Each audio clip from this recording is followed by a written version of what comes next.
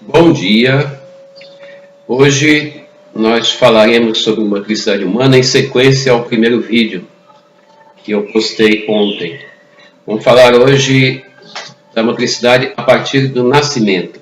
E eu quero chamar a atenção para essa questão do nascimento humano, mostrando que a nossa maneira de nascer é bem diferente da maneira de nascer dos outros animais. Nós sabemos que temos uma gestação aí de aproximadamente 9 meses, e depois de 9 meses a gente nasce. E quando a gente nasce com características muito parecidas com as de um feto. É como se a gente nascesse antes de terminar a gestação.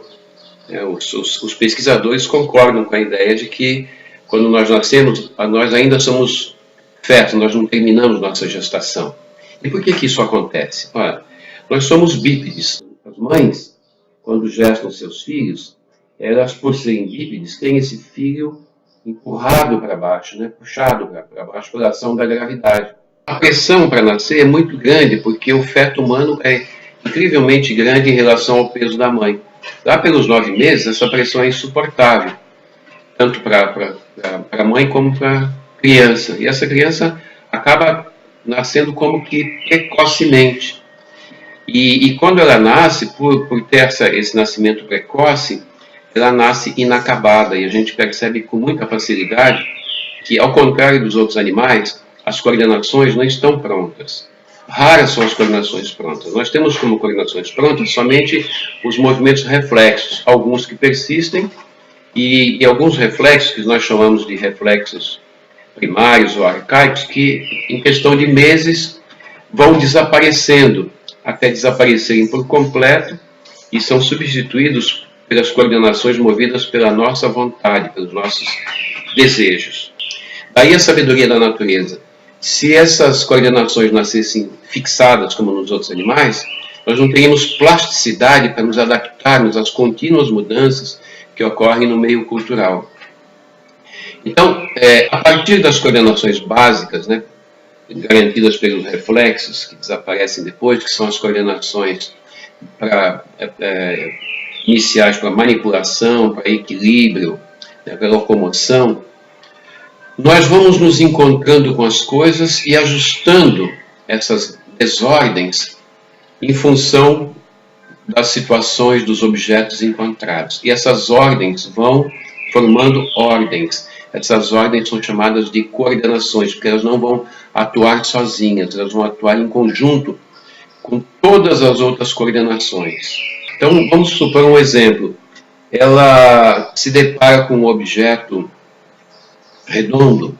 Esse objeto não é um objeto de pegar ainda, é um objeto de tocar. Ao tocar e ao ver esse objeto, se ele a atrair pelo tato, ou pela visão, ou pela sonoridade, ela vai estabelecer uma interação com esse objeto.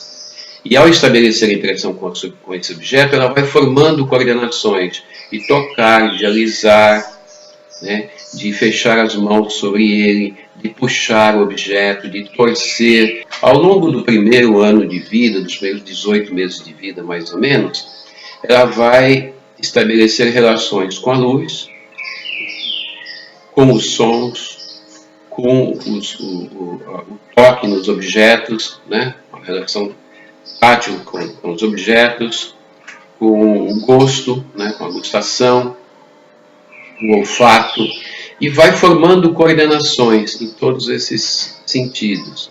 Então, os sentidos mostram para ela, fazem com que ela perceba o mundo. E percebendo o mundo, sentindo e percebendo o mundo, ela vai estabelecendo relações, e essas relações se transformam em coordenações. E essas coordenações, que são a colocação em ordem dos seus segmentos corporais em relação às coisas, no tempo e no espaço, farão com que ela desenvolva uma quantidade imensa de coordenações. Tudo indica que quanto mais coordenações de base, melhor. Uma coordenação corresponde a um conhecimento, uma coordenação corresponde ao aumento da possibilidade de lidar com problemas, ao aumento da possibilidade de se adaptar, ao aumento da possibilidade de transformar as coisas, de se adaptar, de seguir adiante. O ser humano é um ser que nasce inacabado, portanto ele nasce destinado a se completar no mundo, a transcendência, a transcender aquilo que ele é, a ir adiante. É como se nós tivéssemos duas gestações. A primeira gestação é na barriga da mãe durante 9 meses. E a segunda gestação é na barriga da sociedade.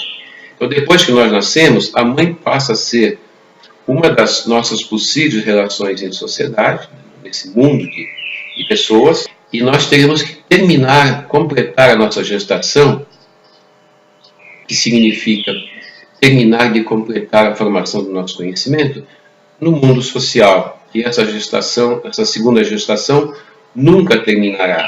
Todas as vezes que nós aprendemos alguma coisa, nós verificaremos com esse novo conhecimento aprendido que há mais coisas para aprender. Então nós temos que seguir sempre adiante. Nós nunca terminamos de completar a nossa formação. E essa formação, ela é produzida com a construção de coordenações. Ou seja, para dar um exemplo claro, né? Se nós tomarmos um objeto qualquer como esse, imagine uma criança que não conhece isso. Para conhecer isso, ela terá que vê-lo, terá que cheirá-lo, terá que tocá-lo, terá que talvez degustá-lo, né? Ouvi-lo. Mas vamos imaginar a questão ao vê-lo, se ela se atrai por aquilo, uma maneira de trazer o objeto para ela é pegar o objeto. Ao pegar o objeto, ela vai aprender a segurar o objeto. Mas ela só vai segurar esse objeto se ela se ajustar a ele. Se eu tirar esse objeto da minha mão, dentro da minha mão, o que aparece é algo parecido com o objeto. Ou seja, aprender as coisas do mundo é tornar-se parecido com o mundo. Mas à medida que a gente vai aprendendo as coisas do mundo, a gente vai também transformando o mundo de forma que o mundo vai ficando parecido com a gente. Então, nesse duplo processo de transformação do mundo e de autotransformação em relação ao mundo, a gente vai formando nossas coordenações motoras, intelectuais, sociais, morais, afetivas, de modo que a gente vai formando o nosso arcabouço de conhecimento, né? Nosso vocabulário de relações com o mundo. Então é isso, pessoal. A gente hoje fica por aqui. Há muita coisa ainda para falar sobre a matricidade. Há todo o capítulo sobre a aplicação desse conhecimento sobre matricidade na pedagogia, né? Nos nossos trabalhos pedagógicos, quando nós damos nossas aulas. Mas isso vai ficar para outras oportunidades, para outros vídeos. Muito obrigado pela atenção e até o próximo.